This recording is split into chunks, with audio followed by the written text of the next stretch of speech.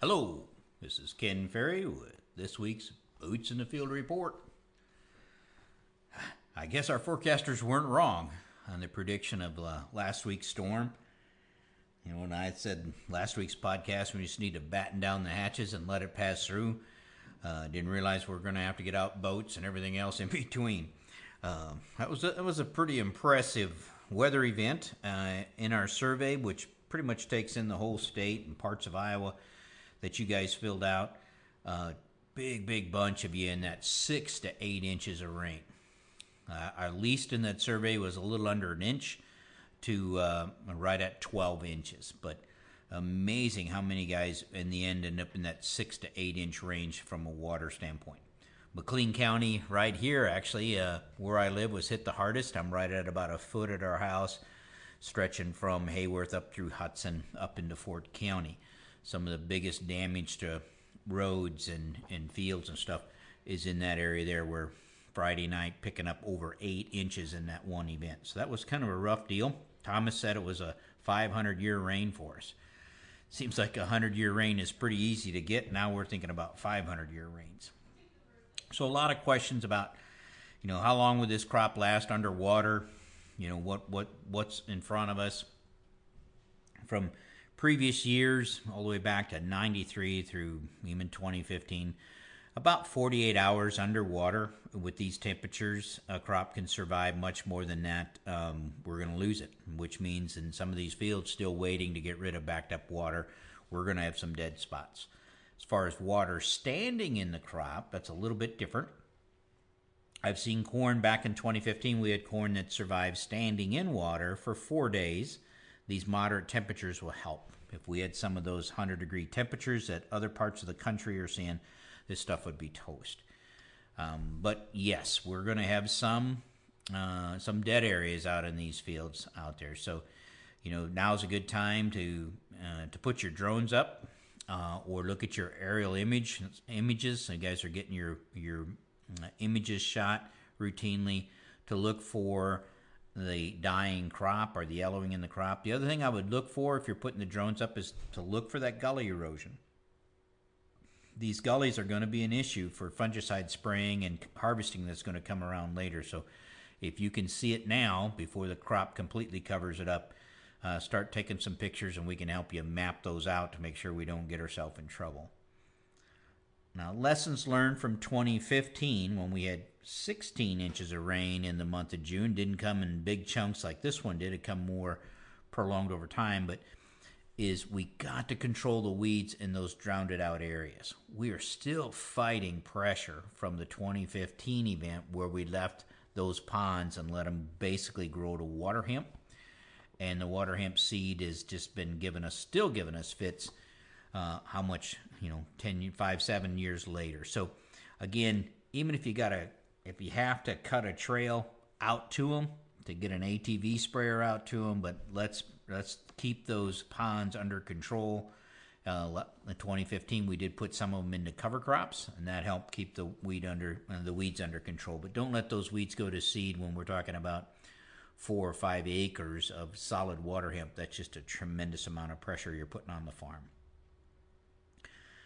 Now, on the soybean side, again, as far as what effect are we having on the soybeans, some of these soybeans are going to die. A lot of these soybeans in the low-lying areas were covered up, and some of them are still covered up.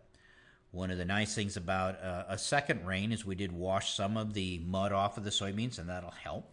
But I do expect to see by next week we'll know where the dead beans are. They'll visually show it. But we are starting to see some yellowing already. And the question about, what effect does that have on the soybean crop? Yesterday we were out in a couple of fields that were planted early, flowering heavy. And we tried to get as close to the pond as we could. So we weren't in standing water, but we definitely were saturated to get a good look at the pods on the plant. And yes, the beans are aborting pods. So the pods are laying on the ground. This is enough stress to knock those pods off. Now, it's not knocking them all off, but some of that premium of planting early in these saturated soils is showing up as far as the pods are falling off. Now remember, a soybean aborts 60-70% of its pods anyway, so it's not the end of the world from that standpoint. And pod abortion can come from your herbicide sprays. Pod abortion can come from 3-4 cloudy days in a row is enough to cause some pod abortion when we really shut down the photosynthesis. So these saturated soils, there's no oxygen there. It's kind of got this plant locked up. You're going to notice a yellowing in these saturated areas on the soybeans, and that's going to be first due to lack of oxygen. And of course, that lack of oxygen is going to lead to poor root growth, but also it's going to kill off the rhizobia bacteria, so the nodules are going to turn black.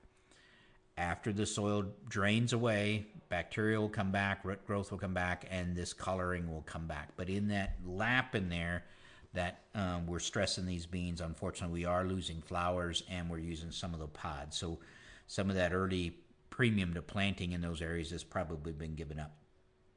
Next week, we'll probably start to see the high pH zones show up, meaning that just as the saturated areas are starting to turn back green, you'll notice low-lying areas that have high pH because we've flushed any acidity that would have been out there out of the way.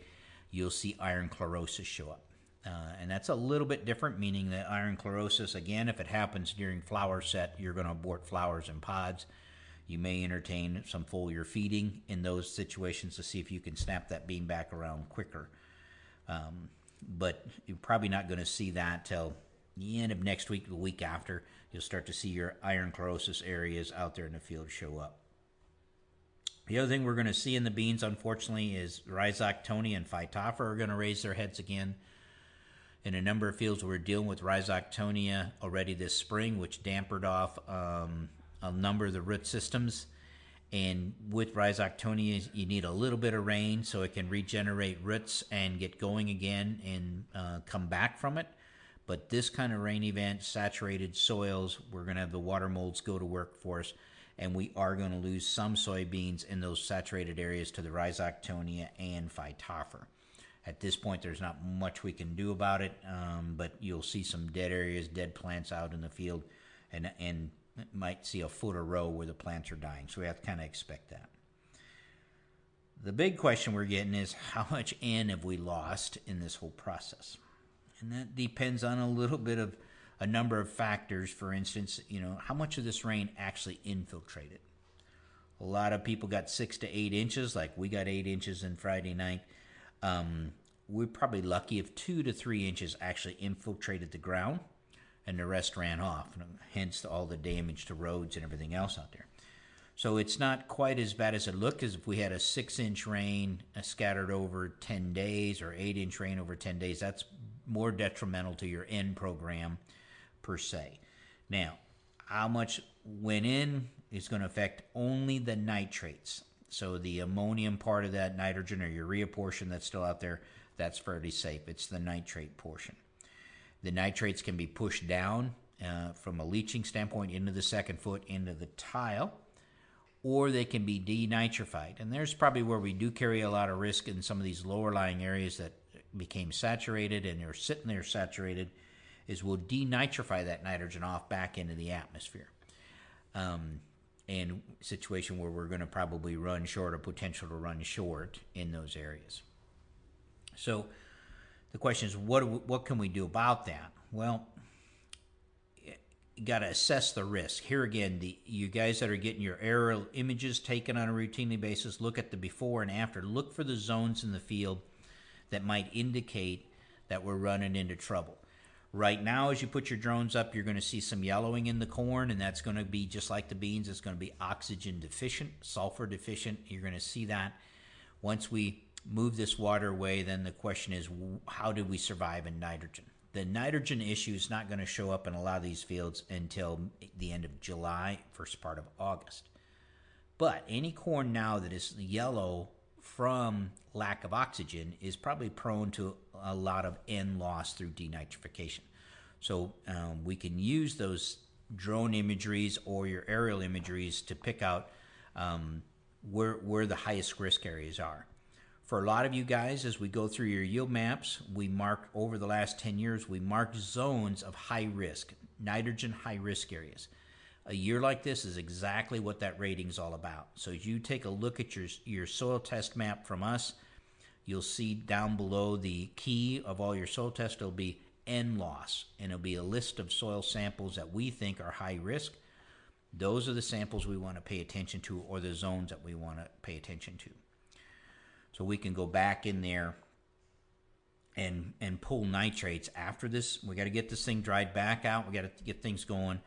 We're going to go back in there and pull nitrates in those areas to see how well we fared at the 1 foot and the 2 foot level.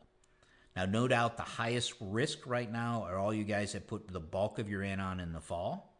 So you have to take warning that most of all of that had to be in the nitrate form, and you were picking it up at 8 to 10 pounds a day, and still are.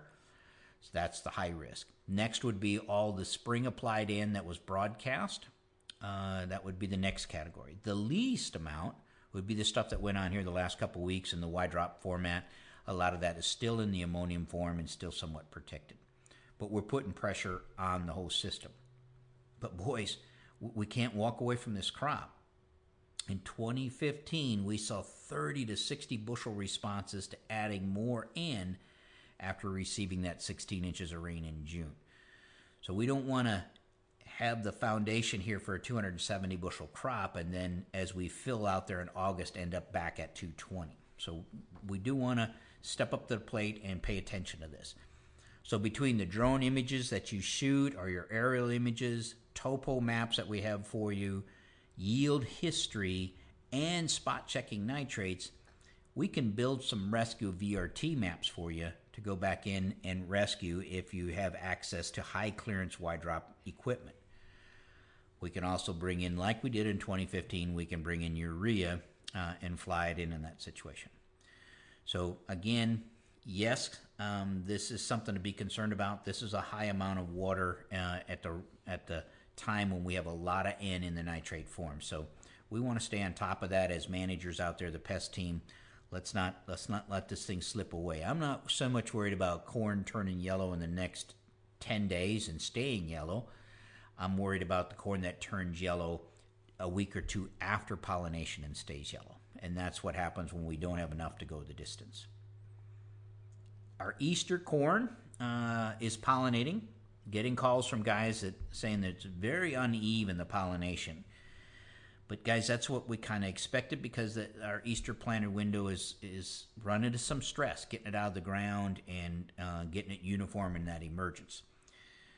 But we still want to stay on top of it and make sure that it gets pollinated. That 20 or 30% that's going to be a week or so behind the rest of the field is not going to put on a full ear. But with today's prices, we'll take whatever we get. So as you watch these uneven pollinating fields, stay with them, scouts. Get in there, make sure they're getting pollinated all the way through. Your biggest threat right now is the Japanese beetle. And if the Japanese beetle moves into these fields, it's going to go after those late emergers. And here in a week or so, we're going to have to deal with the silk clipping from the rootworm beetle as well. But let's make sure these guys get pollinated. With today's prices, we want to take, even if it's a half an ear, we're going to take it. Now, the other place that I expect the same issue to show up is that corn planted on the Mother's Day weekend. And that's kind of the weekend where we got a lot of rough stands and through that week, and a lot of replants. So remember, the replants in these fields are going to pollinate, in this case, 3 weeks sometimes behind the rest of the field. We can't forget our replant pockets out there. Again, this year with these prices, we want those replants to get pollinated out there. With this much rain and our canopies are closing in the corn, most of our water loss is going to start to move from evaporation to transpiration, meaning we're going to have to transpire this water out. So what that means is this water is going to be around for a bit, that's in the soil, and it's going to raise our humidity. So these cornfields are going to carry a pretty good load of humidity for some time. Disease pressure will start to build over the next 3 weeks.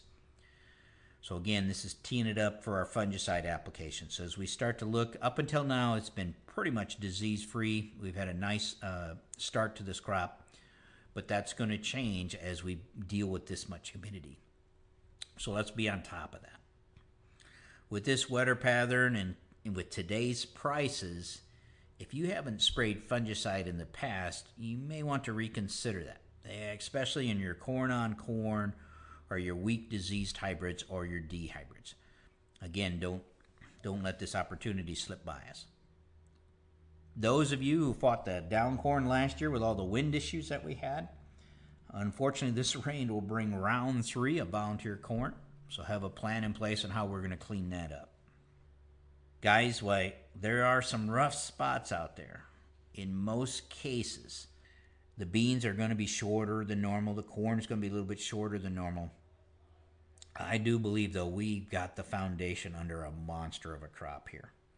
So manage it and market it accordingly. Here at Crop Tech, the crew is busy getting ready for our field day and the Corn College event, as well as cranking on the fertilizer maps from all of the soil testing. We here will be closed Monday for the 4th, and we here at Crop Tech wish everyone a happy 4th of July. Go forth and celebrate this great nation.